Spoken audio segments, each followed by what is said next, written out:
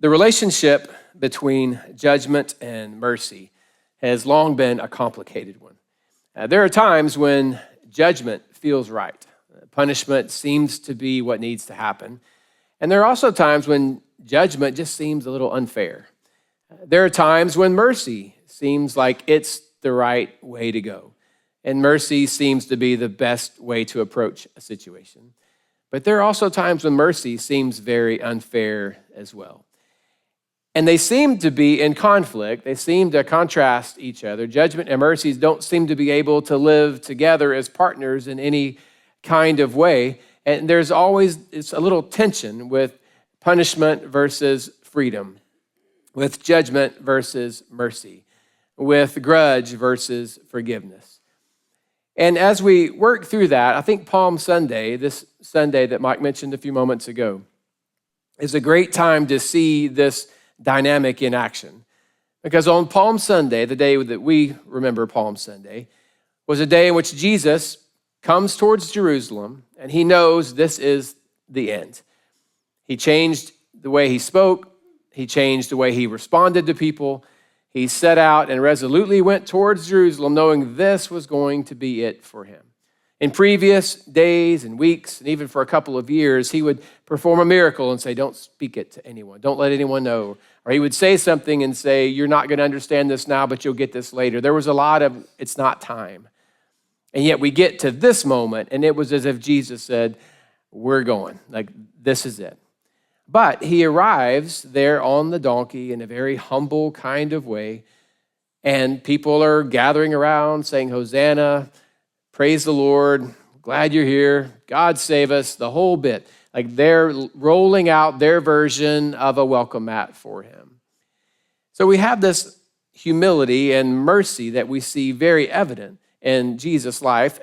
But then 24 to 48 hours later, Jesus is there in the temple, turning over tables, shouting and screaming and calling out the religious leaders who were taking advantage of the people. And he was calling them to it and saying, you guys have no idea what you have done. You're robbing God. You don't need to be in this place. He destroys everything, which feels a little more judgment than it does mercy in this time.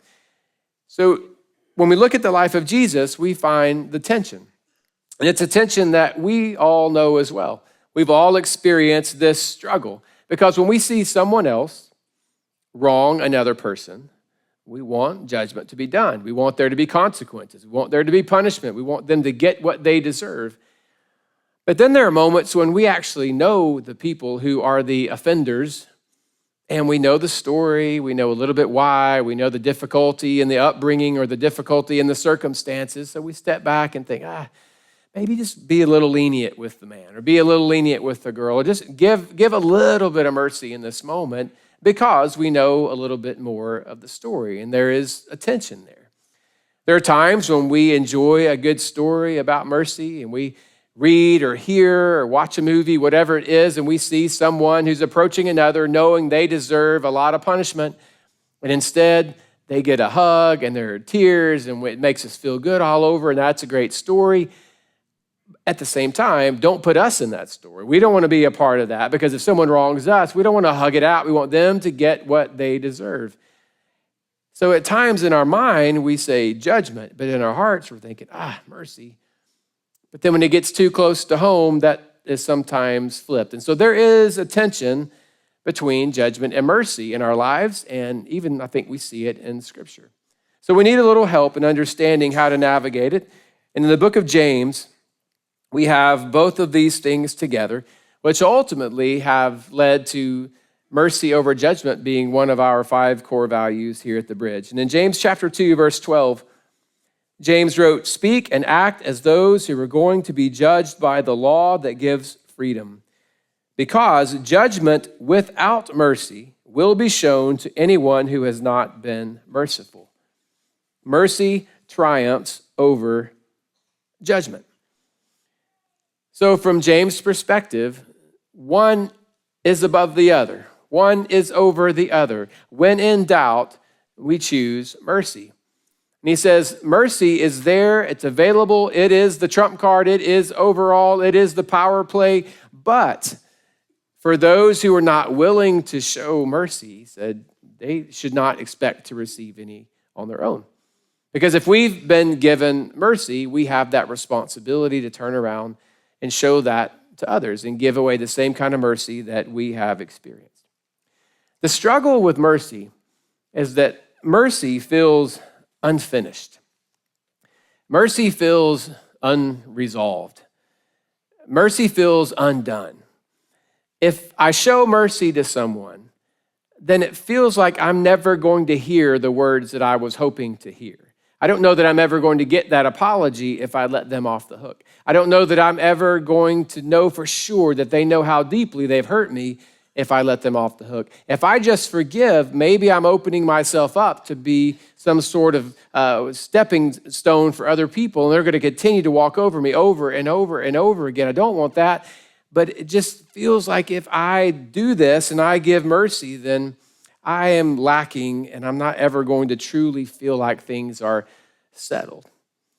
Because judgment seems to close the chapter. Judgment lays the hammer down and says, now it's time to move on. Punishment has been served. Mercy feels like, well, we're going to let this one go. That's what it feels like at times. And anytime we have unresolved, undone, unfinished things in our lives, it makes us feel a certain way. Some of you know what it's like to be invested in a television show, and you binge and you love the show and you share the show and you've rewatched it and you get to the end of season 2 and then you find out that it's been canceled. So that was it. Like the cliffhanger that just had you there, it's over. You're never going to know. You get to decide for yourselves how things are going to work out in this story, and it's very frustrating. If you're a musician, you know that chords need to be resolved. And when it's just holding on and hanging on to this one key or this chord rather, and it doesn't ever resolve, there's just a feeling of, like we got to finish this. We can't just leave it here. When I was about 20, 21 years old, in college, I was invited by a friend to be a part of his wedding. I was like, sure, what you want me to do? He said, I want you to be a groomsman, which I thought was an honor until I realized there were like 9 groomsmen. So I think he was just going through his friends list going, how many more people do I know? So I said, sure, I'll do this. And I was going to be a groomsman in his wedding.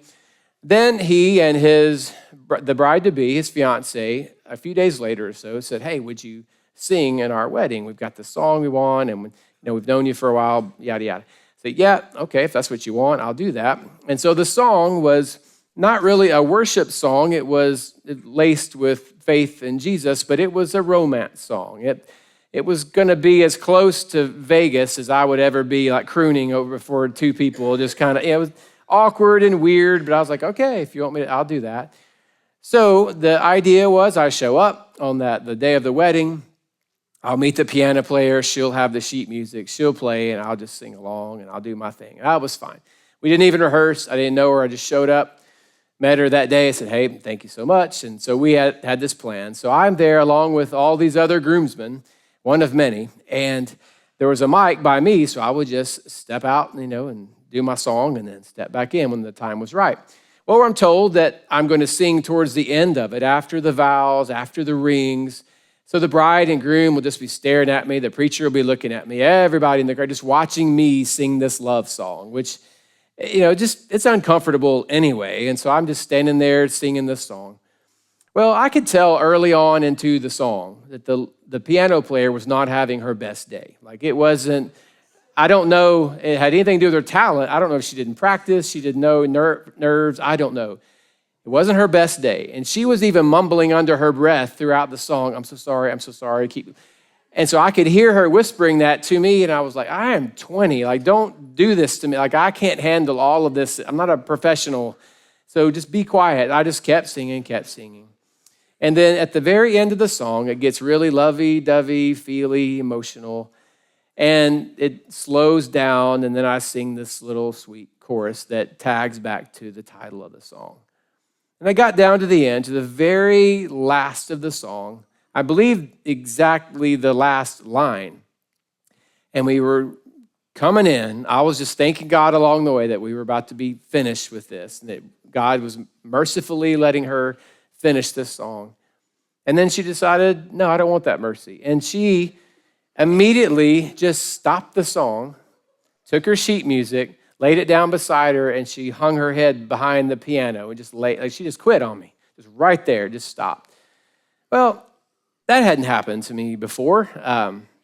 And I wasn't necessarily a professional singer, and I thought, well, the thing to do, the mature thing to do, would be just to say, don't worry about her. I'm going to finish this song a cappella by myself, and I'll just do it. So that's not what I did. I just said, I'm done. So I got to this line. I sang a half a sentence and just thought, back, and I just hung my head like we were finished. And to this day, 25 years later, that song has never been finished. Like that is it. We didn't ever get there. In fact, I even sometimes think about driving back to that little church, breaking in and just singing my last line. It just feels like we never really closed that out. It was one of the weirdest, most tense moments I had ever had in my life up until that point. All my buddies are on the back row of the wedding, and they are laying down in the pew laughing and trying not to move. I remember the preacher just looked back at me and he just said, well, by the power vested in me, by like that, he just announced them, and that was the end of the wedding. And afterwards, I just went to my car and just sat, and I thought, no one's going to miss me at the reception. Unfinished, undone. And there's so many aspects of your lives that feel undone. Someone just walked out, and you never got any closure on that. They said what they said, and then they were just gone. And it just feels like there should have been something else. Someone hurt you, they abused you, they cut in front of you, they took something that was supposed to be yours, they promised you something, they never made good on it, and it's just over. And so you just have this thing hanging out like, do they know how badly they hurt me? Do they know how badly they wronged me? Do they understand how deep this cut was? And you may never know, and there just feels like an unfinished, undone, unresolved thing in your life. And it is difficult to just live life knowing it may never get resolved.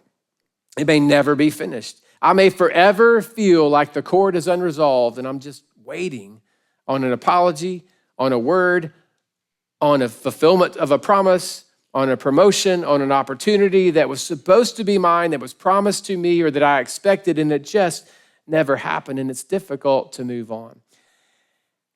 And that tension between judgment and mercy, between wanting them to experience all the hurt and pain that I have versus trying to find a way to move on, is the tension all throughout the Bible. And if you're new to the Bible, there are two parts really to it. There's an Old Testament and a New Testament. In the Old Testament, which is more than half the Bible, but in that first part, there is a lot of judgment, and there is a lot of difficulty and struggle and a lot of hard things that are happening, and God says a lot of really, really harsh things to his people. But then we flip over to the New Testament, and it seems to be filled with mercy. Now, the Old Testament has moments of mercy. New Testament has moments of judgment for sure, but they're just weighted much differently. In the Old Testament, it is not uncommon for God to tell the leaders of the armies of Israel, kill them all. Every living creature, kill them all. Don't take anything for yourself, burn the place to the ground. Doesn't feel very merciful. And then you get to the New Testament and you find God speaking and saying through his son, turn the other cheek. Kill them all, turn the other cheek. Two very different approaches to conflict and struggle. In the Old Testament, you find wrath and God seemingly on a warpath. And then you have the New Testament where it seems like there's just a lot of embrace people and hug them and love them and just let this thing go. It's a very different kind of thing. So what in the world happened? Why did God change the way he responded to, approached, and dealt with people? Because if we're ever going to move on and be able to allow mercy to win the moment and to get us through the stuff that's holding us back and keeping us from being able to move on, we need to understand what it was that changed with God's heart. Because if something actually changed, that change might need to happen in our own hearts as well. Well, I think to understand what happened, to understand the difference and understand what the moment was, I think we have to come to grips with a lie that most of us have unknowingly accepted.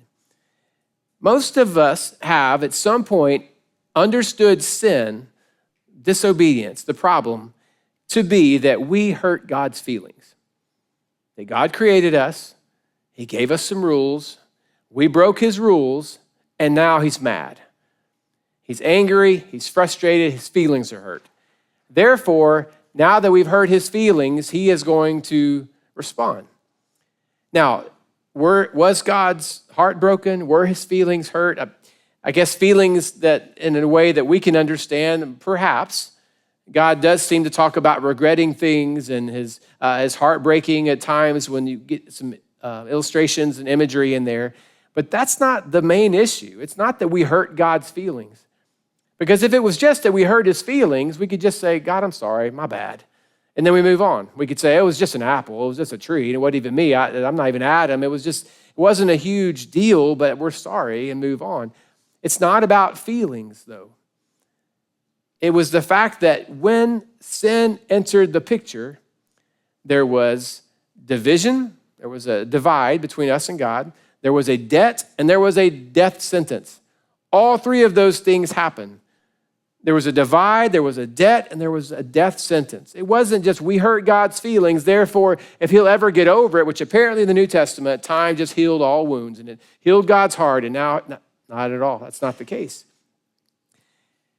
The issue with our sin was that it created a divide. It put us in debt, and it put us under a death sentence, a curse, if you will. Now, if that's the case, then, as long as the divide, debt, and death sentence remain, God's wrath is on us, over us. We are enemies of His. We're separated from Him. We do not belong to Him. And only God can be the bridge that closes the gap, be the payment that pays the debt off, and be the one that gives us life for our death sentence. Only God can actually handle that. Because judgment is not a feeling, judgment is a fact. I could go to the bank tomorrow and say, I need some money to be able to do this thing, and I've prayed about it, and I believe God is leading me to do this thing. And the bank then says, well, I would like to see a copy of your financials. I could say, yeah, I don't really deal with financials. I really believe in my heart that this is what I'm supposed to do. And I believe that God fed thousands with just one small lunch. So I'm pretty confident I can pay my mortgage because I believe in my heart that God has led me to do this and He will provide. And they may turn and say, well, that is great that you're a man of faith, but we're people of facts. And if the numbers do not add up, you cannot have this. Yeah, but I'm feeling like I'm going to be it doesn't matter what I'm feeling. These are the numbers. And regardless of how we want to look at sin, the fact is that it put us in debt. It created a divide and put us under a death sentence. We were not waiting on God to no longer be angry with us because it was never about feelings. We crossed a line and we put ourselves in debt. So until that issue was resolved, we continue to struggle. Say, okay, maybe that's true, but what happened then that took it away? On the day that we call Good Friday, I want you to catch the words that Jesus spoke. It was His very last phrase, the last thing He ever said, 3 final words. John chapter 19, verse 30. Jesus received the drink, and then He said, "It is finished." And with that, He bowed His head and He gave up His spirit. He died. The last thing He said, "It is finished," which many of you probably heard, literally means paid in full. It was a financial term, paid in full. His final words were the divide, the debt, the death. It is finished. I have paid the price. And as a result, from that moment moving forward, God was then able to deal with us in a different kind of way. Because now the divide had been solved. The debt had been paid. And the death sentence could now be lifted because Jesus gave his life for ours. So that is the change that took place. Now we look at that and think, well, that's great, but what does that mean for us? Well, let's look at Romans chapter 5, verse 6. A man named Paul wrote it this way. He says, "You see, at just the right time, when we were still powerless, Christ died for the ungodly. Very rarely will anyone die for a righteous person, though for a good person, someone might possibly dare to die. But God demonstrates his own love for us in this: while we were still sinners, Christ died for us. Since we have now been justified by his blood, how much more shall we be saved from God's wrath through him? For if while we were God's enemies, we were reconciled to him through the death of his Son, how much more, having been reconciled, shall we be saved through his life?" Everything was reconciled. Everything was paid. Everything was finished at that moment when he said, "It is finished." And not just from our perspective in our relationship with God, but from our perspective with each other. Because what he did for me now gives me the strength and the power to be able to do that to you and for you. And what he did for you allows you to have the ability, the strength, the power to be able to do that for me. We're able to show each other mercy because Jesus said it's finished, and Jesus paid the price. Jesus dealt with the issue that you and I are having with each other. Our issue was not just us and God, it's us and each other as well, and Jesus said, "It is finished. All debts are paid. Everything is free now. Everyone is free now, rather. I wish everything was free. Everyone is free now. We now have the ability to come to him without any barriers, and we have the ability to be able to be together and be unified as people as well. On Palm Sunday, when Jesus himself approached Jerusalem, he walked with people. And in that moment, if you were just stepping away and didn't know the end of the story, you would think, well, he's coming to bring judgment. That's what he's doing. He's coming to ultimately finish it. But when Jesus walked with people, he was revealing ultimately that he did not come to get back at us. He came to be with us. If he had come to get back at us, he could have wiped us all out. But instead, he came to be with us because God's ultimate desire was to bring us to himself, to reconcile, to allow that gap, that divide to be conquered, to be bridged together. So he's not coming to get at us. He's coming to get back with us. Well, mercy is a core value here with us because of that. Again, in James chapter 2, verse 12, judgment without mercy will be shown to anyone who has not been merciful. Mercy triumphs over judgment.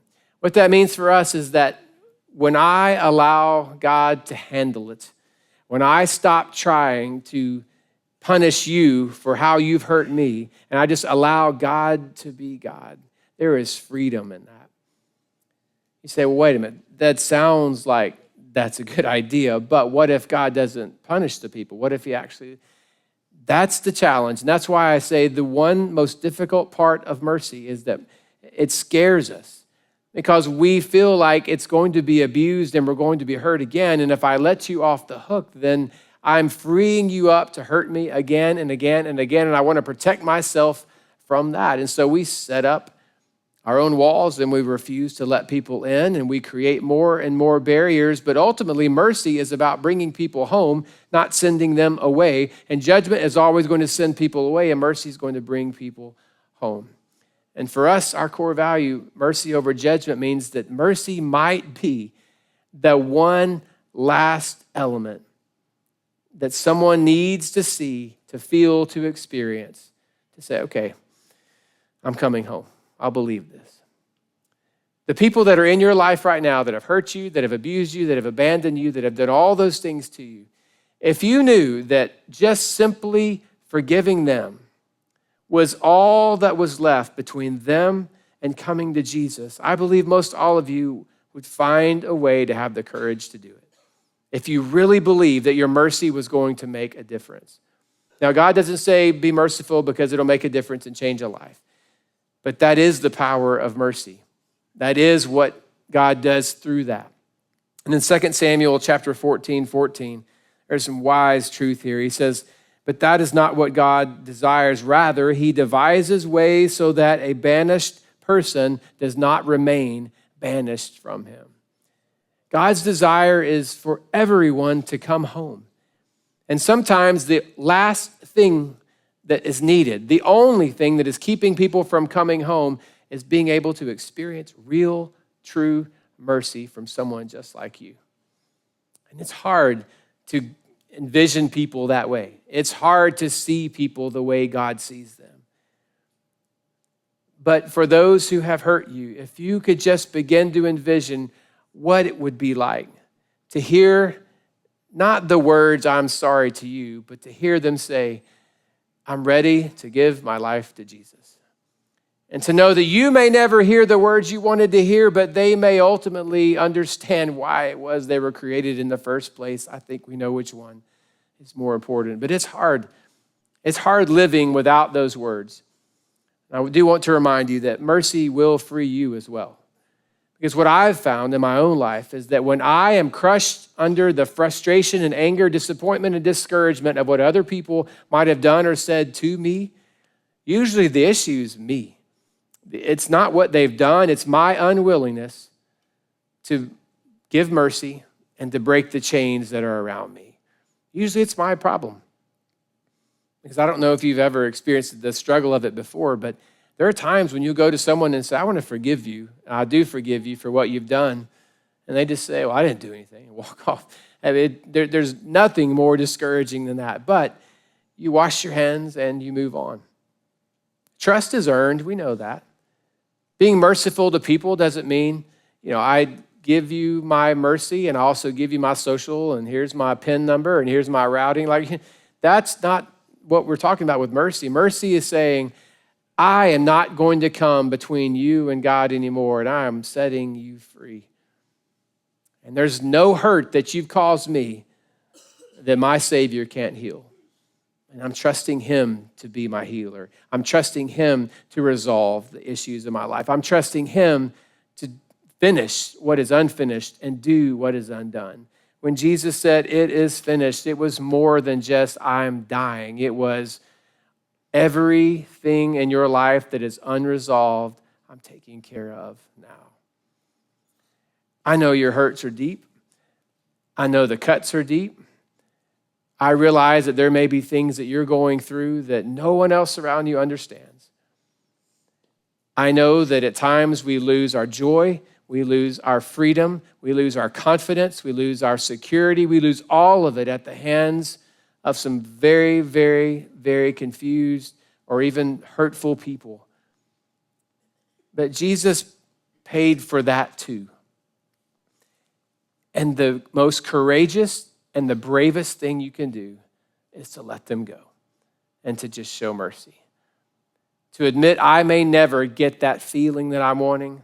I may never see them bow before me and say, I'm sorry. I may never get that letter. I may never get that return check. But that is okay because I'm going to allow God to be God in this moment. I'm not going to suffer anymore under this.